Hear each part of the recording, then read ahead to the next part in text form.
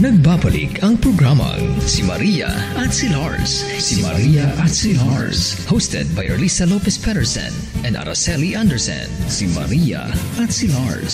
Si Maria at si Lars.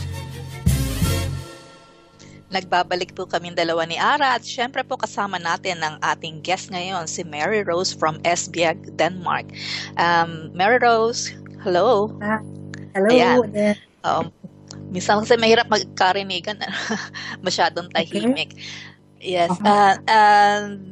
Yung first song natin pala ay requested ni Mary Rose. May special meaning ba sa'yo ang kanta na ito in relation to your siguro yung pagiging asawa ng isang Danish or para sa yung asawa ba ito dinededicate? Wala naman. Favorite ko lang talaga si Gary V. Okay. Kasi sobrang talented. Oo, super. Tanong ko na rin, kasi yung mga memories ko ng kay Gary V, 1980s pa eh. Pero kailan ka ba dumating dito sa Denmark? Bago lang ako. I came to Denmark in 2008. So 6 years pa lang ako dito. Uy, bagong fresh na fresh. Oo. Medyo hindi na. Bago pa yan. 6 years.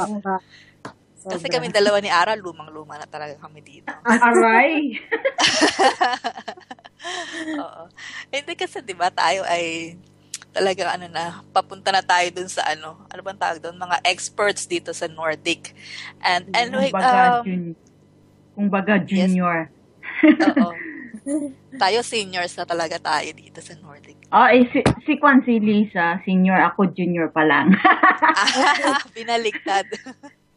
Si Mary Rose, sophomore, di ba? High school life. Ayan, Mary Rose, pwede bang paki-share kung paano nakapunta ka dito sa Denmark and yung nag-work ka ba dito sa Nordic or no, talaga lang paano ba to? Ganito kasi yan. I met my husband, siya modern talaga technology through the internet. Ganun 'yon. Okay. And I was kami rin. At that time, I was working. Hindi ka nag-iisa. Diba? At that time kasi I was working noon sa NEDA, sa Philippines. Mm-mm. Development Agency. Yeah. I was working at NEDA, and then I got a scholarship to Germany. Wow. So I studied. Talino. Naku. Hindi ka natapos eh. Anyway, I got a scholarship. Tapos, pero nung nasa Manila pa ako, nag-chat na kami ng husband ko. And then a year after, he came to visit. And then the next year, when he came to visit again, natanggap ko yung scholarship. So it was easier na. Hindi na, kumbaga, chat na lang. So, pa-travel na ako nun to Denmark. Pero hindi pa kami. Kapit-bahay lang. Kapit-bahay lang. So, ganun yung kwento. And then in 2008, we decided to get married. So you are a development expert pala, Mary Rose? Development, oo. Development expert ng ating bansa. Kasi siya national agency ang NEDA? Yeah, it's the National Economic Development Agency. Authority. Hindi ko alam. Nag-i-exist pa pala siya. Hindi pa napalitan yung pangalan. Anyway, yung parang by chance din siguro, no? Kung isipin natin yung pagkakakilala nyo siguro. Yeah. Sa internet, milyon tao ang makikita mo talaga dyan, ang makakasalamuha mo or hindi naman siguro makakasalamuha. Pero ako rin kasi yung asawa ko, nakilala ko siya sa pakikipag-chat. And ayun, nagkataon lang yun talaga, by chance. And yung marami ring mga naging guest dito sa show na yung meeting ay nangyari sa online meeting, pero hindi naman online dating. Pero yung sa chatting lang talaga. Chat. Yeah. Oo, it was talagang chance kasi syempre nung kabataan ko yon. Well, kabataan. So marami kang ka-chat, ganon. Tapos itong lang may nag-message sa'yo. Nung una, ayoko pa sa kanya, parang nayayabangan ako, ganon. And, well, kasi siya, very self-confident na tao. Yeah. Pero makikita mo rin naman, Miss Mary Rose, diba, dun sa picture niya, yung profile picture ni Alexander Linsbauer. Napaka-simple niya. Parang hindi siya Danish talaga. Makikita mo na mix yung itsura niya. Parang Pinoy nga ang dating niya, diba? Oo, kasi siya, ang tawag doon kasi nga multicultural din yung family nila. So, very open siya to other cultures. Kumbaga, for example, he works as a seaman. So, yung crew nila, halos Pilipino lahat. I was actually surprised the first time he came to the Philippines noon. Ako kasi biglang, he was saying, magandang umaga.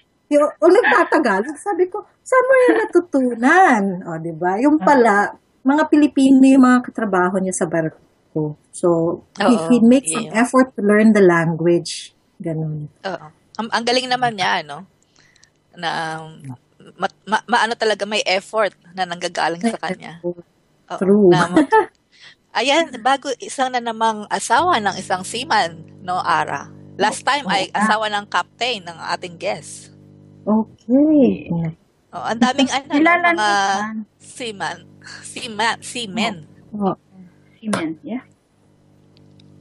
And magkakilala ba kayo ni Ate Ella? Marela. Ay, hindi. Hindi ko alam. Hindi. Taga-Odense ba yan?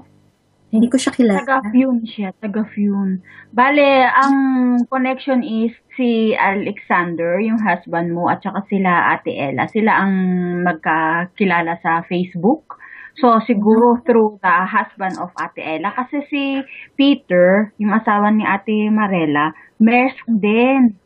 Baka nga. Oo. Baka yeah. So, nung nakita ko na meron silang common friends, so sabi ko, it's because of the employer na Maersk nga. Okay. Super rich na. Sila ba pinakamayaman sa Denmark? Ano na ngayon? It's the Ligo family. Hindi na Maersk. Okay. Dahil wala na yung yung founder niya. Ganun ba? Hindi naman. Pero kasi 'di ba Ligo talagang nag-boom siya after nagkaroon sila ng crisis in 2003, something like that. Or 2000, I don't remember. Pero yun. Yes. Medyo siguro sa yung panahon ngayon ay nakaka-apekto dun sa ating connection. Kaya ayusin muna natin yung connection during the break, Ara and Emily. Yes, please. Oo. Mag-alat muna tayo, Mary Rose, para maayos natin yung connection din natin para minsan kasi naglalag. Introduce muna natin ang ating song, ang The Journey by Lea Salonga. Oy, magandang song. Yes. Lahat tayo ay nasa journey. Sa pagbabalik po ng si Maria at si Lars.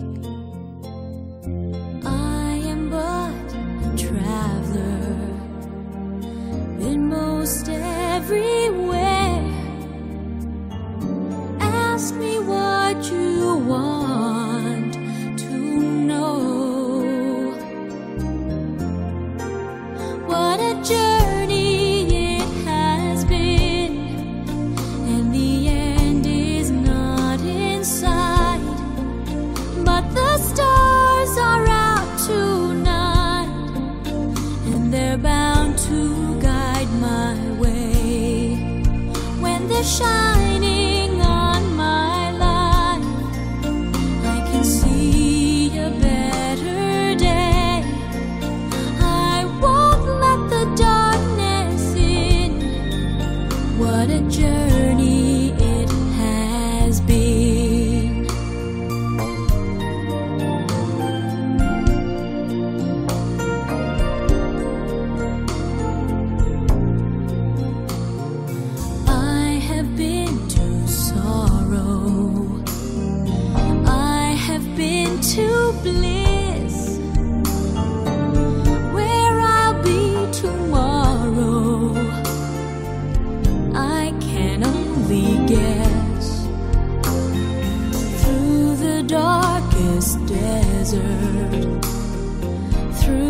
the deepest